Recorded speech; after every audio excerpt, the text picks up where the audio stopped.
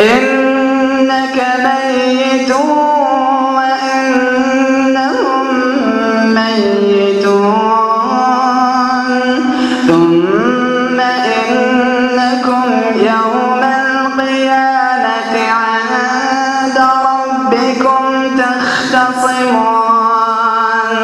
فمن أظلم ممن كذب على الله وكذب بالصدق إذ جاءه أليس في جهنم مثوى للكافرين والذي جاء بالصدق وصدق به أولئك هم المتقون لهم ما يشاءون عند ربهم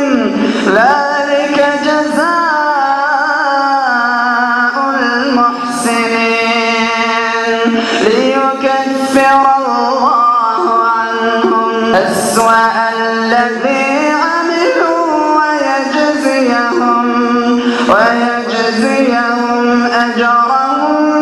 بأحسن الذي كانوا يعملون أليس الله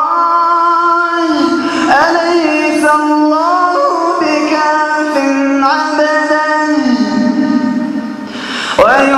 ويخوفونك بالذين من دونه ومن يضلل الله فما له من هاد ومن يهد الله فما له من مضل أليس الله بعزيز ذي انتقام ولئن سألتهم من خلق السماوات والأرض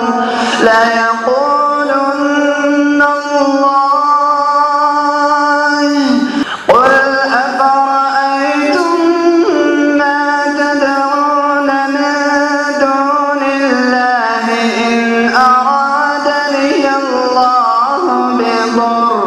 هل هن كاشفات ضره أو أرادني برحمة هل هن ممسكات رحمته قل حسبي الله عليه يتوكل